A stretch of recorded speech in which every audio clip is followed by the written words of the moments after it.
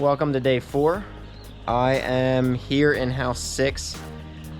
4th day of birds being in, and I thought I'd show you a little experiment I did. I don't like to chalk it up to a failure, but we'll say it's something I learned from.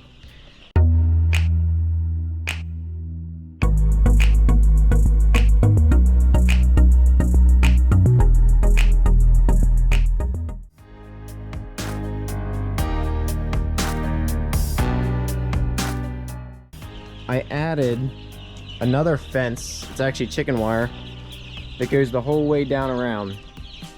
It's 3, 4, 5 feet off the wall, and it kind of goes in like a snaking path to keep the fence up.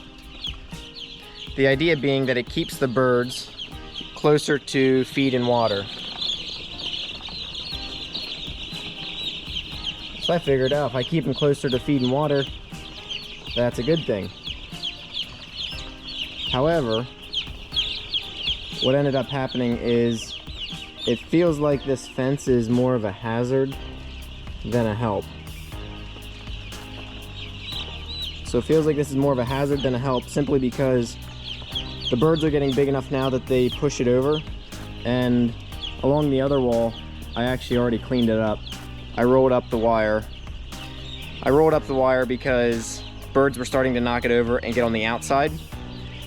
And once they're on the outside, they don't have the access to feed and water.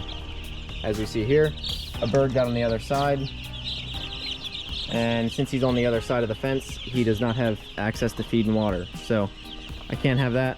I will be taking this fence down. Again, we're always looking to provide ease of access. So easier access, keeping the birds closer, that they don't wander off and they're out here against the wall. Now, understand it's 5, 6 feet away from their feed, but if I can prevent that and keep them 3 to 4 feet away instead of 7, 8, or 9 feet out to the edge wall, I thought it would help. So every day, actually a couple times a day, maybe every 4 hours or so, I've been walking around to get the birds that are outside back inside the fence. You win some, you lose some.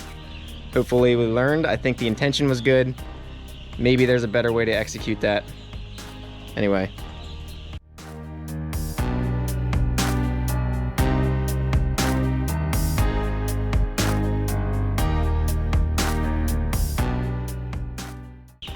I will be putting out feed into the excess flats via wheelbarrow. A lot of extra work as opposed to letting the feeder lines just run.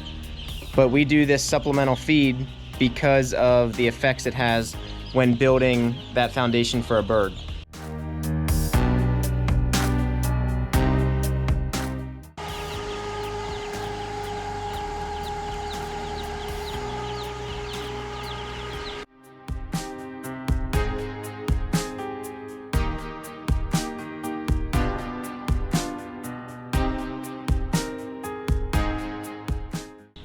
Not everything goes according to plan all the time, but when I was putting feed out, I had a pipe come undone. This pipe flipped right off the hopper, spilled on the ground.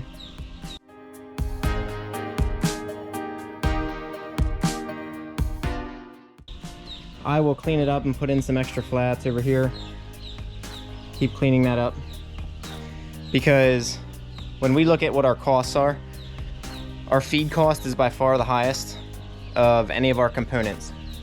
So if our feed cost is probably 80% or higher of our total, what we would call our farm cost, so what the chickens cost, what our propane costs, what any kind of supplements, like we gave them vitamin D, that all goes into our farm cost, but the feed makes up the majority of it. And anybody raising chickens at home, whether it's 2 or 2 million, the chicken's biggest cost when raising them is going to be your feed cost. When that is your biggest cost, that's what you're worried about spilling. It's the reason I don't fill the flats completely full. I want them to have access, but I don't want them to scratch all of it outside. So again, the reason why we clean up the messes, let we make with the feed is because of the cost.